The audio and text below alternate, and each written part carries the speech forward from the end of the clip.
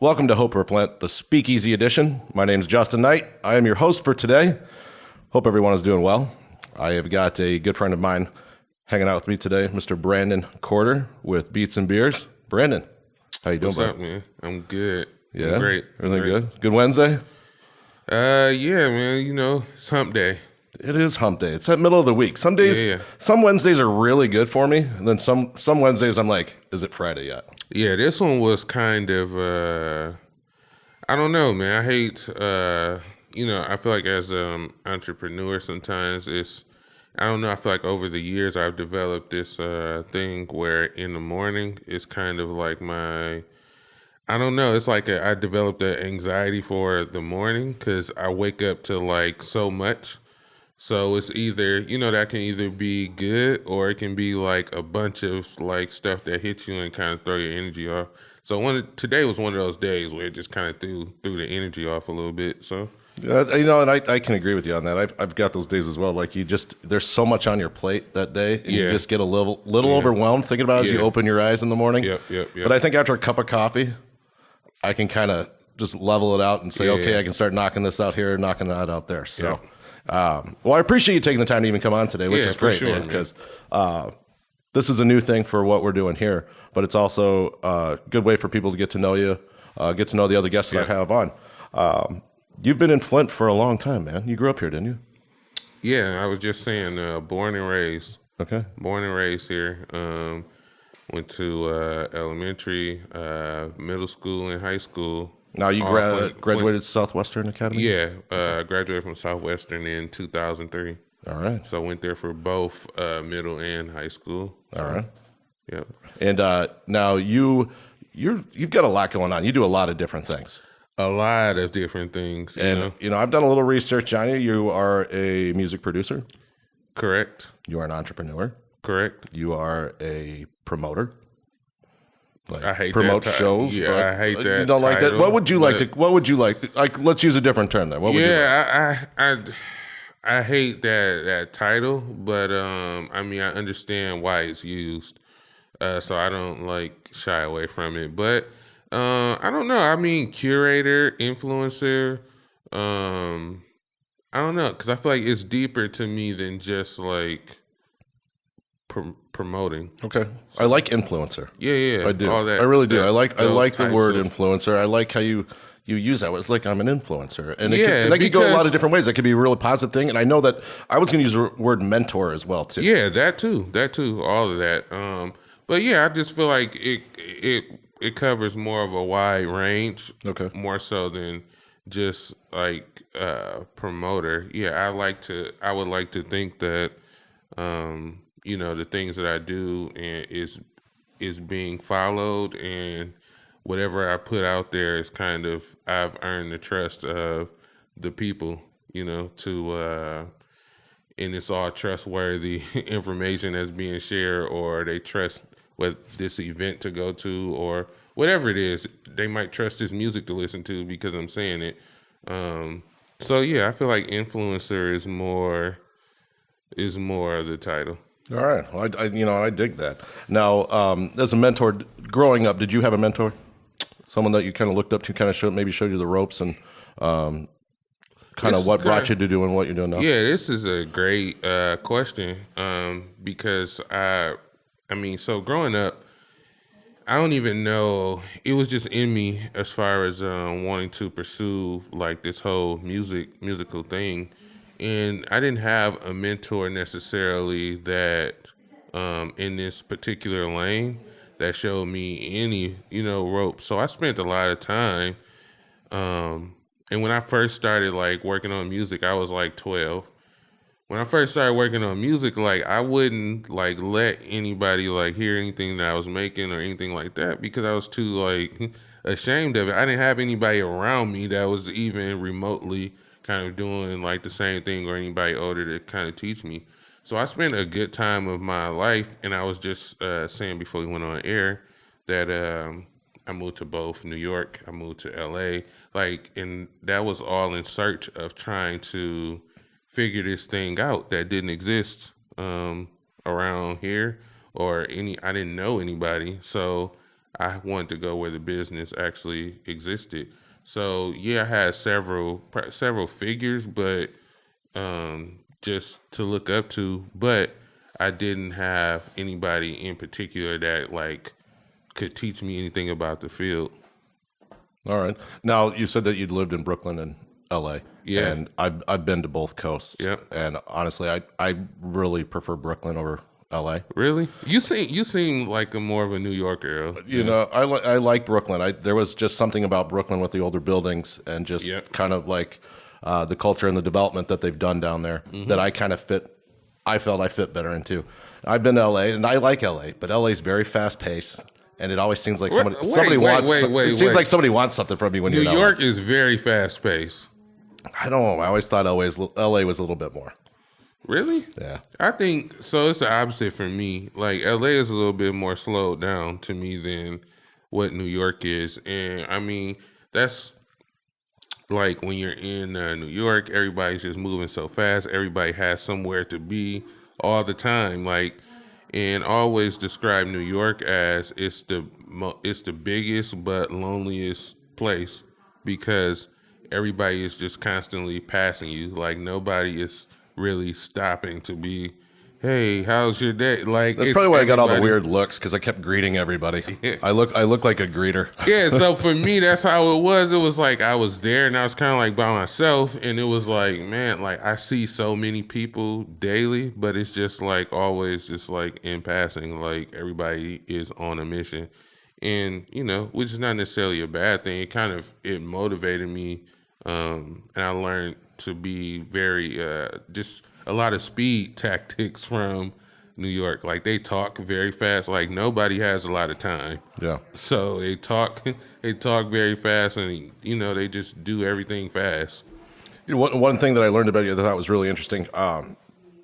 You know, I do a lot of research on the guests that I have coming on before they come on, so that way I can say, hey, you know, I spent some time learning about you before you sit down with me, so we can talk about your life and things that you've done and where you've been. I thought something that was really interesting about you is that you've used Twitter to get introductions in the music business while you were living in New York and LA, just to kind of introduce people to your music and who you were. Yeah. And it was just cool that you used a social media platform in that way to say, hey, I'm Brandon Corder. B Corder is your producer name. And let's share a little bit about that because you were able to connect yourself with a lot of different individuals. And one of those people was O'Shea Jackson. Yeah, and we met via Twitter. But yeah, man, I look at social media as and I mean like my girlfriend, like everybody gets mad about, you know what I'm saying, me being on social media, but it's not for like pleasure for me at all. No, you're really it's a business tool. Yeah, it's a business tool. It's a real tool, and I understand like the ins and outs of it and how to use it. So even back when, you know, these things were like first getting like really popular, like that's what I used it as then. Like the internet, you know, opened up a way to be able to, okay, now my music or whatever I was creating was being heard at first by, you know, the friends or whoever I was creating it for or around, to now, okay, we got this tool where, you know, it's not limited to just that. And so I started using it for, you know, like to contact artists, or it was just an easy way to reach out to people. So yeah, I gained a lot of contacts. So I still do. Like that's very cool. I think it's very cool. Now you were talking about work that you've done for friends and people you've grown up with. One of those individuals you started Foreign Allegiance with. And that's yeah. So we had so right after I moved back from New York, actually, and it was just one of those times where it was like my move back from New York was pretty sudden. It wasn't even a planned move back. I came back for like Thanksgiving, a holiday, and never went back. But my intentions was to go back to New York after that Thanksgiving break. I had a person who was serving as like my manager at the time, and when I was living in New York, he told me to come out, and I was living like with him. So during the time that I came back here, he was telling me like he was going through like all these changes and he didn't know if he wanted to do like anything with the music business anymore or whatever the case is. So my fear was I'm going back out there and then he just up and completely changed, like, and don't want to do this. And then I'm like, I'm out of luck with it all. So once I came back here, I felt like I had to like, I just had to do something. Well, everything happens for a reason. Yeah. So I had to do something. For those changes in your life, it was a good thing. Yeah, and so I started working on this project because I'm like, no, like I feel like everybody was kind of like counting on me when I went to New York. Like they're like, no, this is it right here.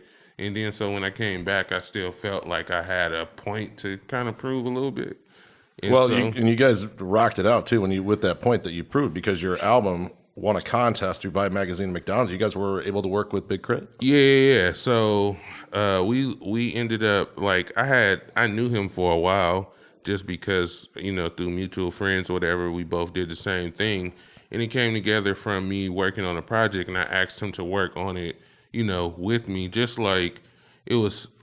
Just like some assistance, but that assistance turned into like, oh no, we got something like here that we should do regularly.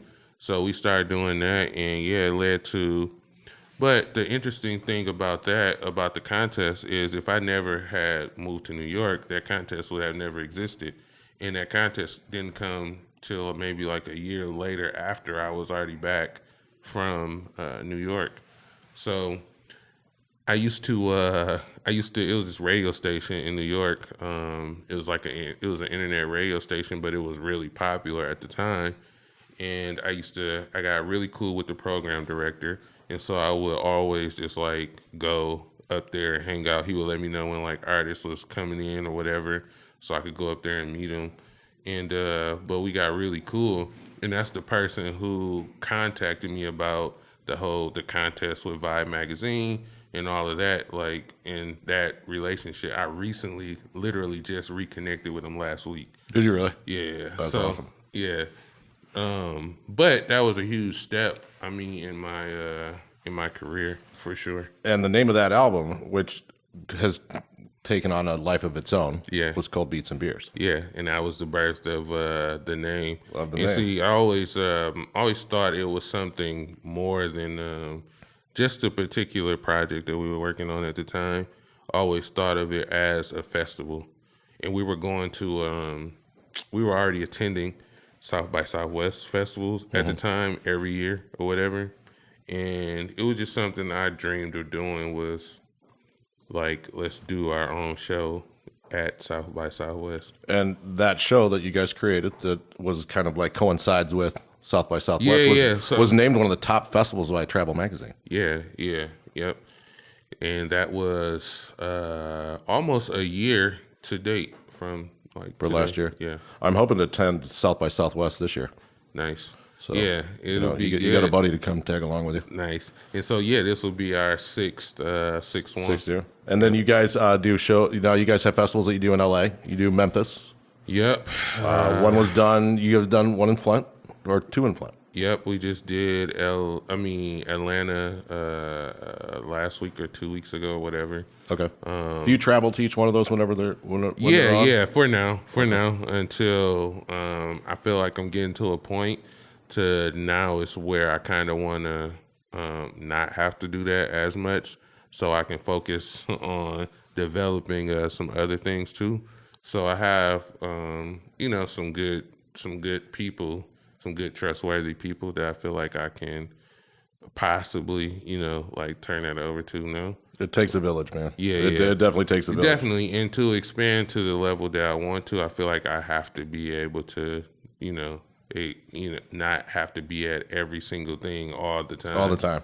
And what I really, in our times that we've talked and times that we've hung out, I like how you describe Beats and Beers as a lifestyle brand. Yeah, for sure. It's more than music. I had Tony Labrie on from Banana Radio last week, and we were talking about rock and roll, and he was just describing rock and roll, not just as music, but he said it's a spirit. Yep. It encompasses everything. Just like a lifestyle brand, it encompasses everything. you don't see any other thing different. It's like it could be a lot of different things, and that's what's really cool with Beats and Beers, because you do the music festivals. Yep. But one thing that I read too that I thought was really neat is there's a philanthropic side to it as well, with Beats and Books. Yeah. Yep. And that started at Morehouse College. Yeah, so we did the first. So my partner with Beats and Books, he's from Georgia, and he went to Morehouse actually. So we it was just a perfect setup for us being able to use their campus and stuff like that. So the very first one we did was at Morehouse. And there was a seminar, and what you guys did, you brought people in from the business that were able to kind of just come in and answer questions. It was kind of like a talk, wasn't it? Yeah, like yeah. a TED talk. It was it was like a panel discussion. Then we had separate like break-offs for sort of like small like master classes type of thing or whatever. And that was like the introduction to Beats and Books, and we've kind of been moving on it ever since. And a lot of like, because I'm so invested in Beats and Beers at the moment, that I'm thankful that I have a partner, because he kind of takes on a lot of that, a lot of role and a lot of stuff that comes with Beats and Books, but I'm able to utilize the Beats and Beers influence to bring Beats and Books into a lot of different situations. Well, I think that's great too. And I know you're very active in your community, because I see it at a lot of different community events. Yeah, and I run into you all over town. So it's good to see the guys that are out there also giving back to their community. One of the quotes I really enjoyed you saying was, "I have a responsibility in pushing things forward." Yeah, for sure. Like, and what are your thoughts? I mean, when you want to push things forward, are you talking about Beats and Beers, or share that with us? What's your thought on that? Well, it's overall. So I mean, first and foremost, like Flint is home. Is where I'm most attached to. Is where I'm most. It's a great city. Yes, I love Flint. It's where I'm most invested in. So no matter where I go, like, I enjoy being everywhere else. I love being everywhere else. Like, that's just the nature of like being able to go around and just absorb different things for inspiration. But the most important thing to me is taking those things and being able to reinvest them back into, the city that raised me.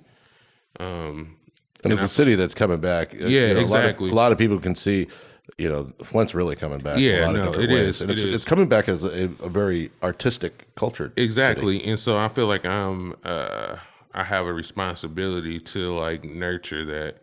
And just from like the things that we've done this year, alone, especially this year, it's just proving that Flint, I mean, like you said, is coming back, and there's a need for certain things to happen.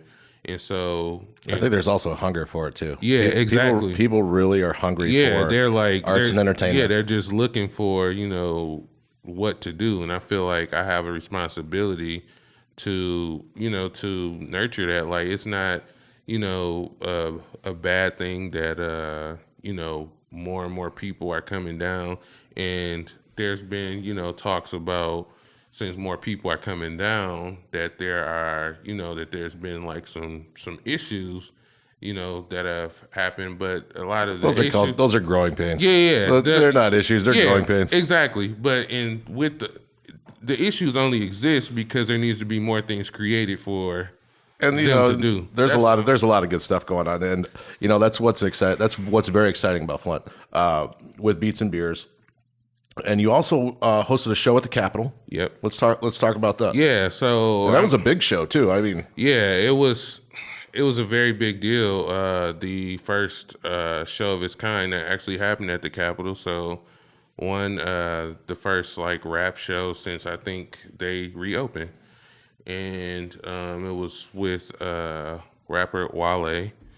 And I just had always got this thing where I want to do things that are innovative. I want to do things that, like we talked about, that's the influencer side too. Pushing the culture forward. So I want to push people to think beyond past like what's right in front of your face. Like we can think beyond like what's happened in the past. Like there's so many other things that we can do. And so that's why I went after like the Capitol Theater. Like let's bring people inside the Capitol Theater, because there's people right in this city that still hasn't been in the Capitol Theater or realized, what type of place it is, or what's all went into like remodeling it and all of that type of stuff. So that was my thoughts on it. Like, let's really bring back like the Capitol and this type of stuff happening at the Capitol. I think Flint deserved that. So, and what's great about it's like to get down to Detroit, sometimes it's kind of a pain in the butt. Really, I mean, that's an hour drive. Exactly. And I live in the Flint area, and for me to come, it's 20 minutes. Yep. And to come down to Flint and catch a show, catch dinner, grab drinks, or even just come down and just hang out. There's some great places to hang out in Flint. Yep. Wednesday nights at the Golden Leaf Jazz Night. Yep. Not a lot of people know about that. Yep. That's a spot, too. Yeah, and it's been going on for years. And Lottie, she's such a nice lady. Yep. Yeah, man. I just, like you said, so I did that show in hopes that it would, not only obviously propel myself or my own brand, but to spark some other ideas in other people to let them know, like, there's a demand for this type of stuff, so this needs to happen regularly. I think the people are starting to see it. Yeah, for sure. There's a lot of, there's a lot of inspirations that are coming off all these different things from just talking, word around the campfire. I like to call it word around the campfire because you talk to different people all the time. Right. And there's a lot of ideas that are flowing around right now for entertainment value to make Flint a entertainment city, arts and entertainment city. Yep, exactly. And I think it just makes it makes perfect sense. Like I've been saying this for years that like these entertainment pieces is not only about a show or whatever that event that's created, it's everything else that's surrounding that.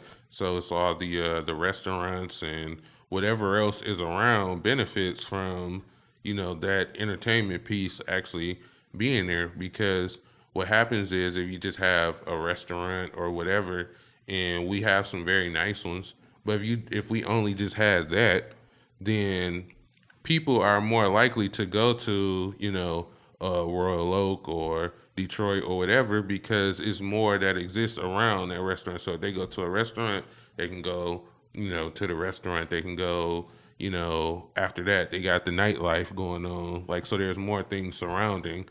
It's a synergy. Yeah, it really is. It's a synergy. Yeah, so you can have a whole complete date night or night out with the fellas, and it's more than just that one thing, eat and go home type of thing. So yeah, that's like what always amazed me, like when I'm walking in like Chicago or New York down one block, and I'm like, you could have literally 4 restaurants and 4 bars on one block, and they're all in competition, and they've all been open forever, and exactly there's enough business to support everybody. Exactly, and I feel like that's what's happening with Flint, and I think the roots are planting. You're starting to see it, and it's going to grow. Yeah, and it's being watered with everything that's happening right now. That's what I try to push, all the time. Like, there's enough business for like everybody. You don't have to like compete. No, I agree with you on that. And so with the lifestyle brand, let's talk about the lifestyle brand. And where do you see this going?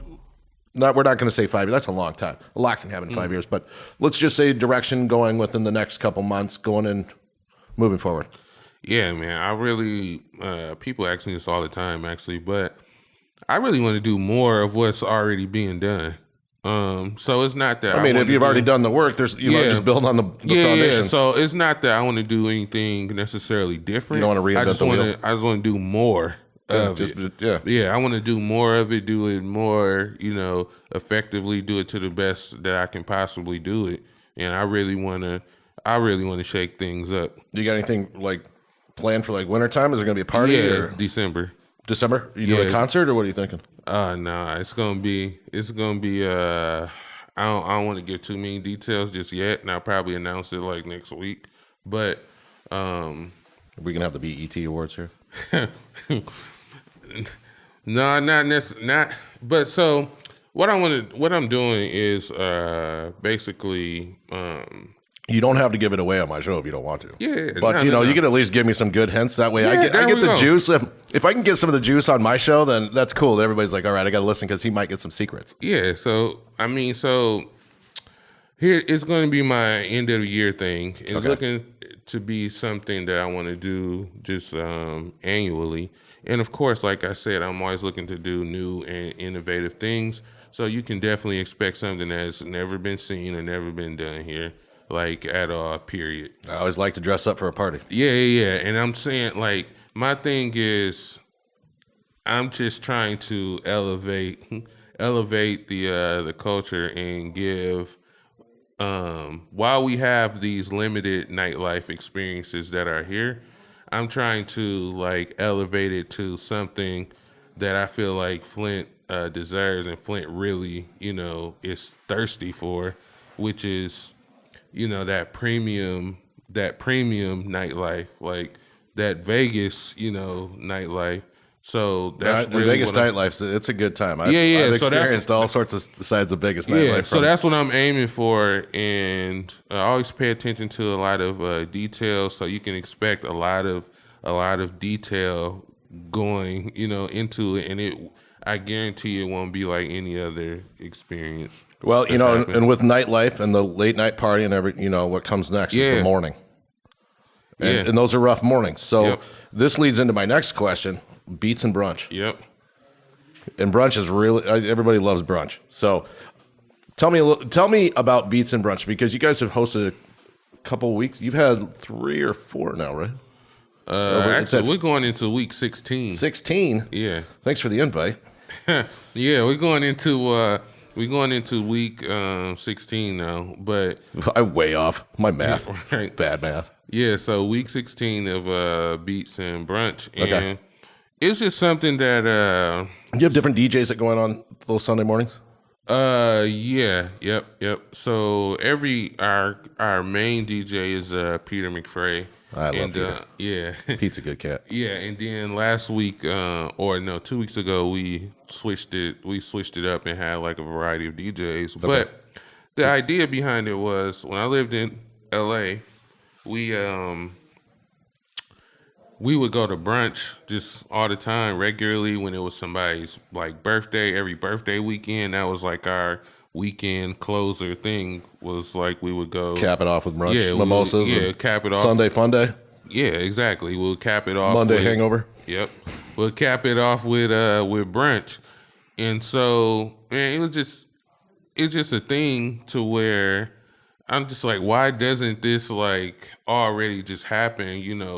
Like I don't get it. Like I would come downtown and it'd be like the deadest time, and I'm like, any other city I go to on the weekend, it's flooded, with people, and so that's just my effort of like, trying to change the culture and the way people think or view things. Like it's Sunday, like you can get out the house and there's things to do. Like there's a reason to go downtown, or there should be, a reason. And I was teasing you earlier. I was like, I want to host a suburban beats and a suburban brunch. Yeah, I mean, no, I really like what you're doing out there. Like, I really like the food is great, by the way. Yeah, we've never really talked about what I do on the air. I like try to keep it more for the people that I bring on. Nice. But, and I always appreciate you. Okay, so did I see you on a billboard? You did. That's I was driving down the highway. I'm like, hey, wait a second. Yeah, and my big goofy smile. Yeah. But yes, you did on 23. That actually is that one comes down in about 2 weeks. So okay, I'm not going to be on the highway anymore, which is good. Well, Brandon, I really appreciate you coming out today. A lot of the times I've mixed drinks while we're on the air, but actually I knew that I was going to sit and talk to you for a while, so I pre-mixed our sipping cocktail today. So we were just doing a little bit of bourbon and some spiced apple, spiced honey. It's kind of a good fall drink. It is a good fall drink. It reminds me of the weather outside today is cold. Yeah, I had to put on a winter jacket today. Looks like apple cider a little bit. It does, and that's what everybody's saying. That's what it is. It's apple cider. But all right, well, ladies and gentlemen, Brandon Corder with Beats and Beers. Thanks for coming out today, hanging out. Thank you for having me, man. Thanks for giving the rundown of what you got going on. You got to keep us informed of the party, and you're going to make the announcement next week, you said? Yeah, I'm looking to, hopefully we pull everything together by next week, but I'm working pretty diligent on it, and I want to get it out there pretty fast. So, well, dude, hit us up. Let us know. We will promote it on what we've got on our social media and make it happen. All right. You guys have been listening to The Speakeasy with Hope for Flint. My name's Justin Knight. My guest today was Brandon Corder. Thanks for listening. Thanks for watching. Look forward to talking to you guys very soon. Have a great day.